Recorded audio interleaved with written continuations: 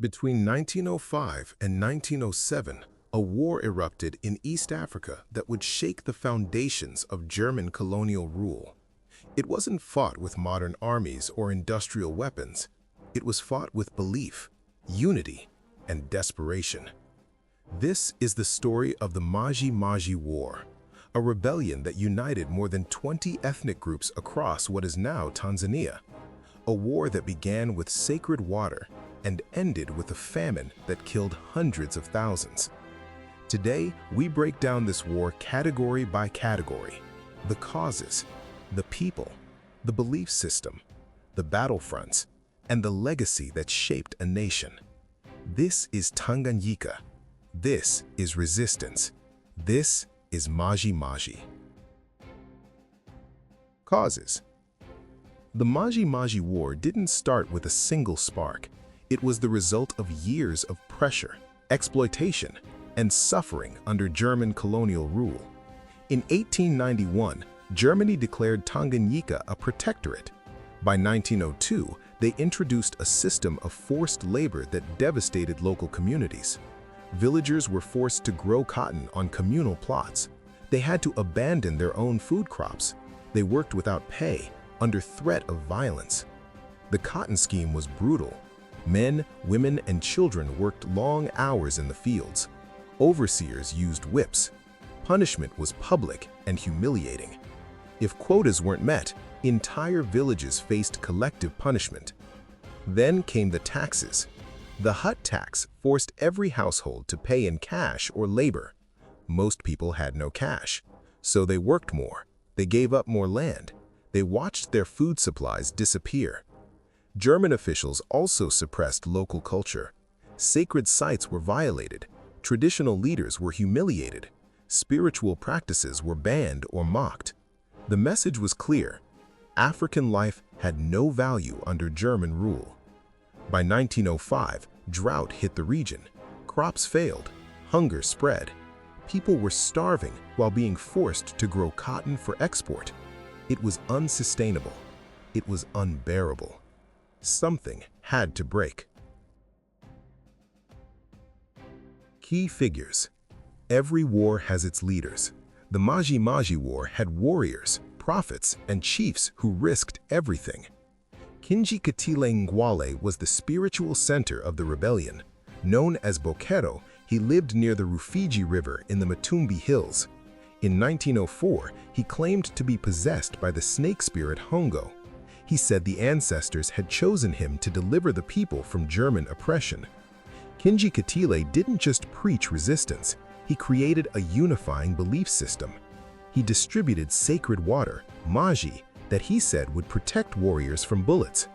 This wasn't magic in the literal sense. It was symbolic. It was psychological. The Maji gave people courage. It broke the paralysis of fear. When you believe you're protected, you fight differently.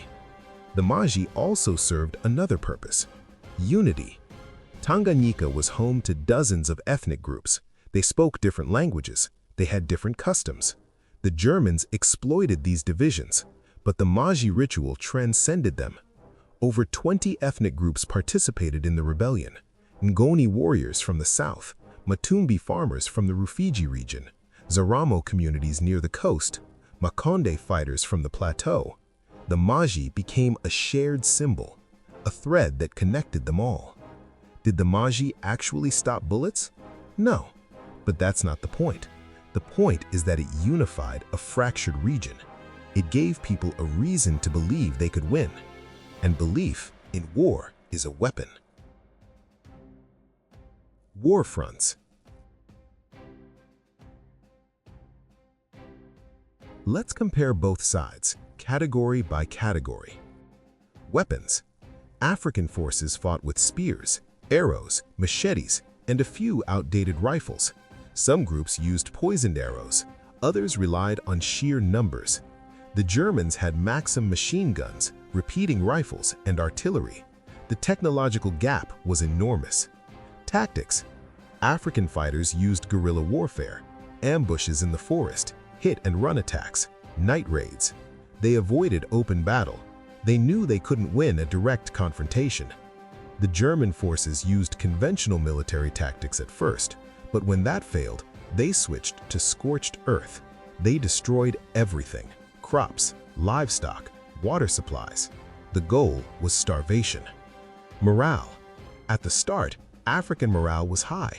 The Maji gave them courage. Early victories gave them hope. But as the war dragged on, reality set in. The Maji didn't stop bullets. People were dying. Starvation spread. Morale collapsed. The German morale was steady. They had reinforcements, they had supplies, they had discipline. But they also faced something unexpected: determined resistance. For the first time, they saw African unity on massive scale, and it scared them. Terrain.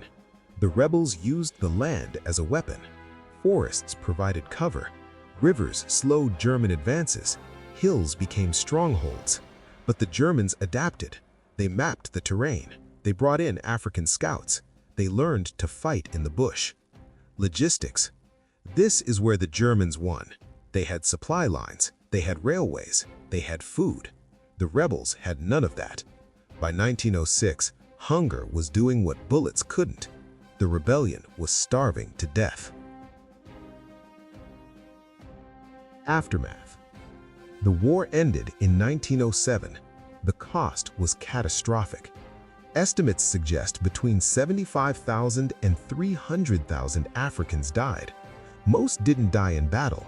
They died from famine. The Scorched Earth campaign destroyed food supplies across the region. Villages that had nothing to do with the fighting starved. Children starved. Elders starved. The German military lost around 15 soldiers and several hundred African and Arab auxiliaries.